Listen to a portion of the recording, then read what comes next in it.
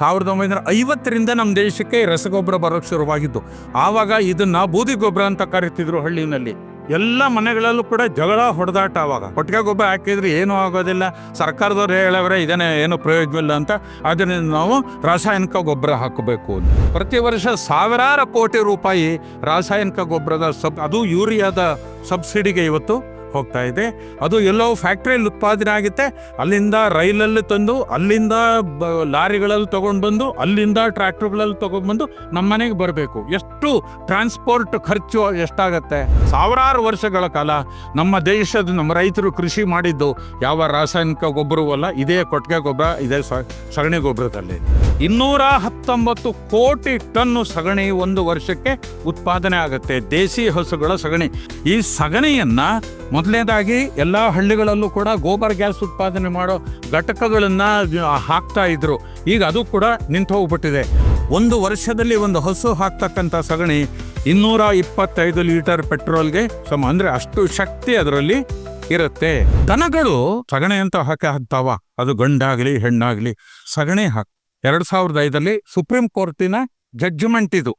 ನಮ್ಮ ಗೋತಳಿಗಳನ್ನು ನಾವು ಯಾಕೆ ಸಾಕಬೇಕು ಅಂತ ಅನ್ನೋದ್ರ ಬಗ್ಗೆ 7 ಜನ ಜಡ್ಜಸ್, ಕಾನ್ಸ್ಟಿಟ್ಯೂಷನ್ ಬೆಂಚ್ ಕೊಟ್ಟಿರ್ತಕ್ಕಂಥ ಸುಪ್ರೀಂ ಕೋರ್ಟಿನ ಜಡ್ಜ್ಮೆಂಟು ನಮ್ಮ ಹಸುಗಳ ಬಗ್ಗೆ ಅಲ್ಲಿ ಹೇಳ್ತಾರೆ. ಸುಪ್ರೀಂ ಕೋರ್ಟ್ ಜಡ್ಜ್ಮೆಂಟಲ್ಲಿ ನಮ್ಮ ಹಸುಗಳ ಸಗಣಿ ಏನಿದೆ ಇದರಲ್ಲಿ ನಾವು ಏನು NPK ಅಂತ ಇವತ್ತು ಏನು ಕರಿತಾ ಇದ್ದೀವಿ, ಪೊಟ್ಯಾಶು ನೈಟ್ರೋಜನ್ನು ಅಂತೇಳಿ, ಈ NPK ಸಮತೋಲಿತ ಪ್ರಮಾಣದಲ್ಲಿ ಸಗಣಿನಲ್ಲಿ ಇರುತ್ತೆ.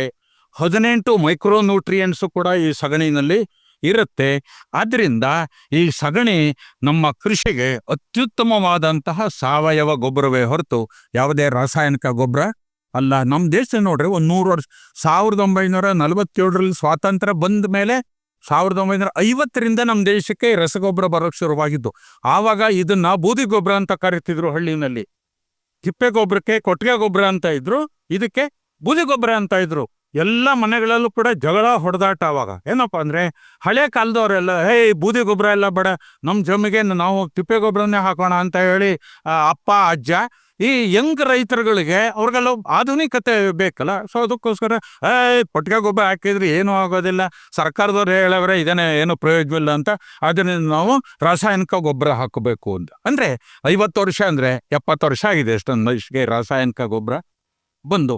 ಈ ರಾಸಾಯನಿಕ ಗೊಬ್ಬರ ಬಂದ 70 ವರ್ಷಗಳಲ್ಲಿ ಇವತ್ತು ರೈತರ ಕೊಟ್ಟಿಗೆಗಳೆಲ್ಲ ಖಾಲಿಯಾಗಿ ಹೋಗ್ಬಿಟ್ಟಿದೆ. ಮತ್ತೆ ರಾಸಾಯನಿಕ ಗೊಬ್ಬರಕ್ಕೆ ಸರ್ಕಾರ ಸಬ್ಸಿಡಿ ಬೇರೆ ಕೊಡೋದ್ರಿಂದ ಪ್ರತಿ ವರ್ಷ ಸಾವಿರಾರು ಕೋಟಿ ರೂಪಾಯಿ ರಾಸಾಯನಿಕ ಗೊಬ್ಬರದ ಅದು ಯೂರಿಯಾದ ಸಬ್ಸಿಡಿಗೆ ಇವತ್ತು ಹೋಗ್ತಾ ಇದೆ.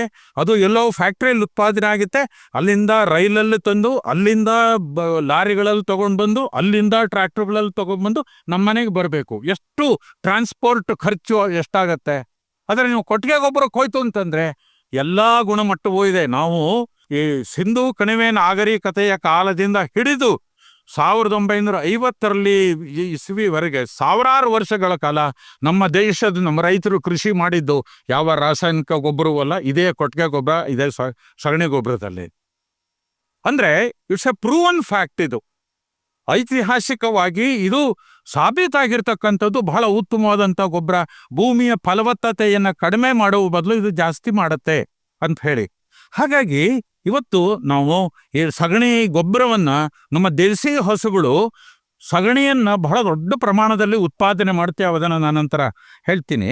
ಈಗ ನೋಡಿ, ಒಂದು ಹಸು ಸಾಧಾರಣವಾಗಿ ಯಾವುದೇ ಜಾತಿಯ ಹಸು ಆಗಿರ್ಲಿ ಎಷ್ಟು ಸಗಣಿ ಹಾಕತ್ತೆ?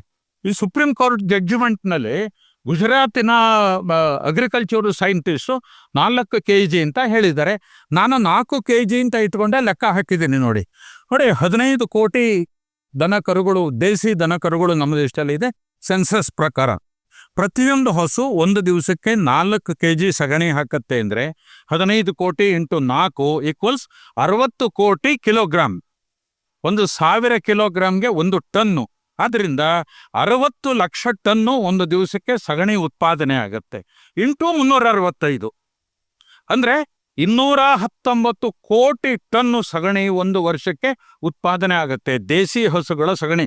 ವಿದೇಶಿ ಹಸುಗಳು ಸಗಣಿನೂ ಪ್ರಯೋಜನ ಇಲ್ಲ, ಯಾಕೆಂದ್ರೆ ಅವು ಉಚ್ಚುಗಳತ್ವೆ. ಅನುಭವ ಇರೋರಿಗೆ ಗೊತ್ತು, ಅವು ನಮ್ಮ ಥರ ಗಟ್ಟಿ ಸಗಣಿ ಹಾಕೋದಿಲ್ಲ, ಅವು ಉಚ್ಕೊಳತ್ವೆ. ಆ ಉಚ್ಕೊಂಡಿದ್ದ ಸಗಣಿ ಯಾವ ಉಪಯೋಗಕ್ಕೂ ಬರೋದಿಲ್ಲ. ದೇಸಿ ಹಸುಗಳ ಸಗಣಿ ಒಂದು ವರ್ಷಕ್ಕೆ 219 ಕೋಟಿ ಟನ್ನು ಸಗಣಿ ನಮ್ಮ ಇವುಗಳು ಹಾಕತ್ವೆ.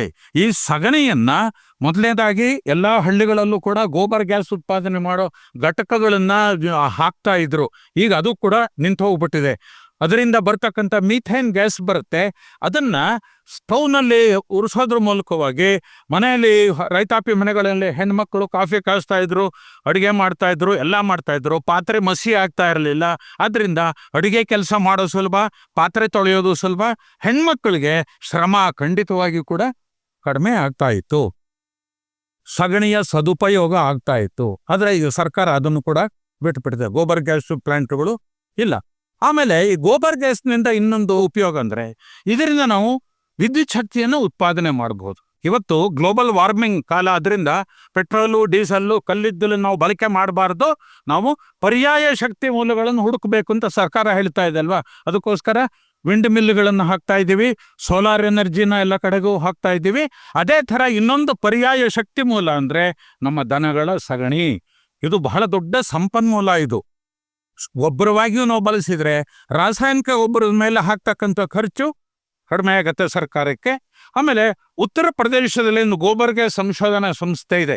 ಅವರ ಪ್ರಕಾರ ಒಂದು ಹಸು ಅಥವಾ ಎತ್ತು ಒಂದು ವರ್ಷದಲ್ಲಿ ಹಾಕ್ತಕ್ಕಂಥ ಸಗಣಿಯಲ್ಲಿ ಎಷ್ಟು ಮೀಥೇನ್ ಶಕ್ತಿ ಇರುತ್ತೆ ಅಂದರೆ 225 ಲೀಟರ್ ಪೆಟ್ರೋಲ್ಗೆ ಅದು ಸಮ.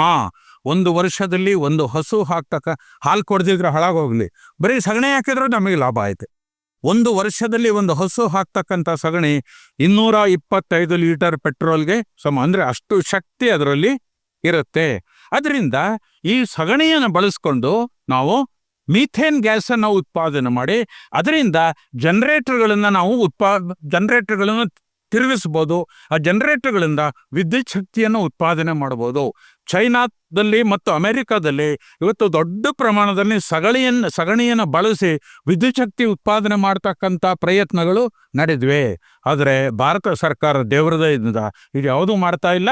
ಇರೋ ನಮ್ಮ ದೇಶಿ ತಳಿಗಳನ್ನೆಲ್ಲ ನೀವು ಕಸಾಯಖಾನೆಗೆ ಹಾಕಿ ಅಂತ ಹೇಳಿ ಸ್ವಾತಂತ್ರ್ಯದ ಸಮಯದಲ್ಲಿ ಸುಮಾರು 36 ಚಿಲ್ಲರೆ ಕಸಾಯಿಖಾನೆಗಳಿದ್ದು ಇವತ್ತು 3600 ಅಧಿಕೃತ ಕಸಾಯಿಖಾನೆಗಳು ಇವೆ. ಇದು ಭಾರತ ಸರ್ಕಾರ ಮಾಡಿರ್ತಕ್ಕಂಥ ಕೆಲಸ. ಇದನ್ನು ನಾವು ಉತ್ಪಾದನೆ ಮಾಡಿ ನಾವು ದೊಡ್ಡ ಪ್ರಮಾಣದ ನಾವು ಶಕ್ತಿಯನ್ನು ಉತ್ಪಾದನೆ, ಹೇಗೆ ಸೋಲಾರ್ ಎನರ್ಜಿಗೆ ಇವತ್ತು ಉತ್ತೇಜನ ಕೊಡ್ತಾ ಇದ್ದೀವಿ, ವಿಂಡ್ ಎನರ್ಜಿಗೆ ಹೇಗೆ ಉತ್ತೇಜನ ಕೊಡ್ತಾ ಇದ್ವಿ, ಅದೇ ರೀತಿ ನಮ್ಮ ದನಗಳ ಸಗಣಿಯನ್ನು ಕೂಡ ಸೂಕ್ತವಾಗಿ ಬಳಕೆ ಮಾಡಿಕೊಂಡು ನಮ್ಮ ಕೃಷಿಯನ್ನು ಉದ್ಧಾರ ಮಾಡ್ಬೋದು. ಹಾಗೂ ಪರ್ಯಾಯ ಶಕ್ತಿ ಮೂಲವನ್ನು ನಾವು ಮಾಡಿಕೊಂಡು ನಾವು ಈ ಕಲ್ಲಿದ್ದಲು ಮತ್ತು ಪೆಟ್ರೋಲಿಯಂ ಬಳಕೆಯನ್ನು ಕಡಿಮೆ ಮಾಡ್ತು ಅಂತಂದರೆ ಇವತ್ತು ನೋಡಿ ಲಾಸ್ ಏಂಜಲೀಸ್ನಲ್ಲಿ ಯಾವ ರೀತಿ ಉರಿದು ಹೋಗ್ತಾ ಇದೆ. ಪ್ರಪಂಚದ ಅತ್ಯಂತ ಶ್ರೀಮಂತ ರಾಷ್ಟ್ರ, ಬಹಳ ತಂತ್ರಜ್ಞಾನದಲ್ಲಿ ಮುಂದುವರೆದಿರ್ತಕ್ಕಂಥ ರಾಷ್ಟ್ರ, ಯಾಕೆ ಬಾಯಿ ಬಡ್ಕೊಳ್ಳೋದು? ಬೆಂಕಿ ಆರ್ಸೋಕೆ ಗೊತ್ತಿಲ್ಲ ಅವ್ರಿಗೆ. ನೀರಿಲ್ಲ, ಸಮುದ್ರದಿಂದ ನೀರು ತಂದು ಸುರಿತಾ ಇದ್ದಾರೆ. ಅದು ಕ್ಯಾರಿಯಿಂಗ್ ಆಯಿಲ್ 15 ದಿವಸ ಉರಿತಾ ಇದೆ. ಕೋಟ್ಯಾಂತರ ಡಾಲರ್ ಖರ್ಚು ಮಾಡಿರ್ತಕ್ಕಂಥ ಅತ್ಯಂತ ಶ್ರೀಮಂತರ ಮನೆಗಳೆಲ್ಲ ಚಕ್ ಅನ್ನೋದ್ರೊಳಗೆ ಬೂದಿಯಾಗಿ ಹೋಗ್ಬಿಡ್ತಾ ಇದೆ. ಇದು ನಮ್ಮ ಗ್ಲೋಬಲ್ ಇಂಥ ಅಪಾಯದಲ್ಲಿ ಇವತ್ತು ಅಮೆರಿಕ, ನಾಳೆ ಭಾರತನೂ ಕೂಡ ಆಗತ್ತೆ. ಇದರಿಂದ ನಾವು ತಪ್ಪಿಸ್ಕೋಬೇಕು ಅಂತಂದರೆ ನಮ್ಮ ದೇಶೀಯ ಹಸುಗಳ ಸಗಣಿಯನ್ನು ಸೂಕ್ತವಾಗಿ ಬಳಕೆ ಮಾಡಿ ಪರ್ಯಾಯ ಶಕ್ತಿಯನ್ನು ಉತ್ಪಾದನೆ ಮಾಡೋದಕ್ಕೆ ಇವುಗಳನ್ನು ಬಳಸ್ಕೊಂತು ಅಂತಂದರೆ ದೇಶೀಯ ಹಸುಗಳನ್ನು ಜನ ಸಾಕ್ತಾರೆ. ಹಾಲು ಕೊಡಲಿಲ್ಲ ಅಂತ ಯಾರೂ ಕಸಾಯಖಾನೆಗೆ ಆಗಲ್ಲ. ಸಗಣಿನೇ ಮೇನ್ ಪ್ರಾಡಕ್ಟು, ಹಾಲು ಬೈ ಪ್ರಾಡಕ್ಟ್, ಅದು ಆಗಬೇಕದು. ಸೊ ಹಾಗಾಗಿ ದನವನ್ನು ಕಡಿದು ತಿನ್ನೋರು ಕೂಡ ಅದನ್ನು ಕಡಿಯೋದಿಲ್ಲ. ಯಾಕೆಂದರೆ ಪ್ರತಿದಿನ ದುಡ್ಡು ಕೊಡುತ್ತೆ ಇದು.